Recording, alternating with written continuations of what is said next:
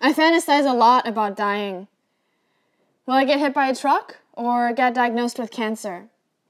And who will be there at the end? How many friends will show up? How many exes fly in for the funeral? But recently, I've been imagining myself dead. Hands splayed out with a bullet in my chest, I imagine the police arresting me for wearing black. Government making me disappear for writing this poem. Or saying, fuck detention camps. My father on state TV apologizing on my behalf. 對唔住, he would say, bowing at a 90-degree angle. 我個女知錯㗎啦. I imagine being at the border trying to return to Hong Kong and being told the city no longer exists. Oh, I would say. So I'm dead. I wanted to write a beautiful poem, but another student has died. Another 21-year-old shot for wearing black, another 15-year-old girl's body found at the bottom of the ocean, another campus of students writing their death notes as I speak. Today is the 162nd day Hong Kong fights for its survival, and I want to tell you an accurate story of just facts. My name is Stefani Kuo, Guo Gai. I was born in 1995 in British colonial Hong Kong, and most of my life has been a ticking time bomb of censorship and surveillance, autocracy and propaganda. Today is the 162nd day my people have been taking to the streets. And from ages 11 to 83, over 4,500 have been arrested, 3,000 injured, over 14 live rounds, 1,000 beanbag rounds, 1,000 sponge rounds, 5,000 rubber bullets, and 9,500 canisters of tear gas have been fired, and over 6.5 million citizens exposed.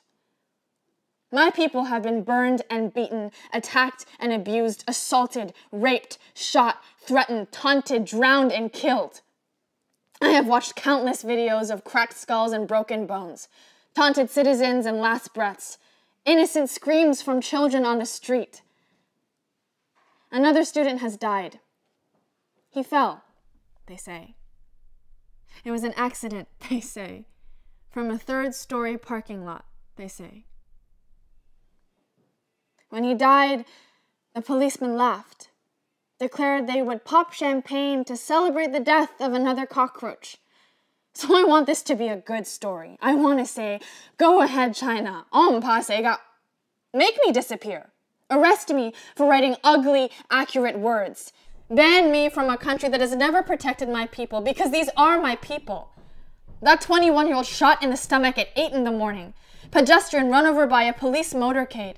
Social worker shot and blinded in the eye with a rubber bullet. Woman arrested and raped by 4 police officers. 14-year-old kid locked away for owning a laser pointer. They all could have been me. Every morning I wake up to images of cracked skulls on the streets in a country that will fall at China's feet for trade and investment, the NBA and a booming American economy. I used to think about dying, to think about who would be there at the end, who really cared. But I've realized that it doesn't matter who comes in the aftermath. This is a country founded on freedom and democracy, voices of the people and the right to vote, so why does it feel like it's laying in bed with a communist regime? It has been 162 days, and no government recognized by the UN, not even the UN itself, has come to support my city. No nation bold enough to forgo Chinese money in exchange for humanity, to stand up for murdered Muslims or the sovereignty of Taiwan, fight to free Tibet or teenagers dying on the streets of Hong Kong. If this is a eulogy, does this mean I belong to America? Does this mean I have to stay here, to call a place that did not save my home, home? My father sits alone in our apartment in Hong Kong. He sends me videos of the violence, articles of attacks. He says he's excited for me to come home this winter. He says, "It's dangerous out there. Don't go out on the streets. You could die." I imagine myself leaving home for the last time. Sometimes it looks like tear gas, like being crushed to the ground by officers and beaten by batons, but most of the time, it looks like being here, in America.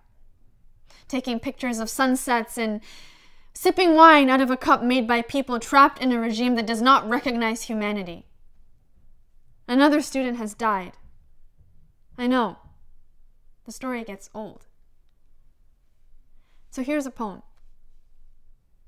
There is a gathering in America.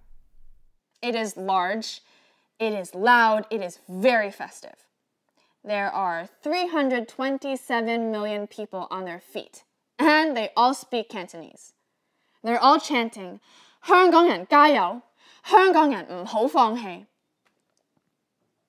It is a celebration and not a funeral, a poem and not a eulogy.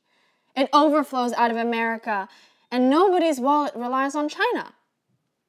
They all turn to me, all these Americans, to this dot of an island called Hong Kong, and they say, we're going to make sure this happens.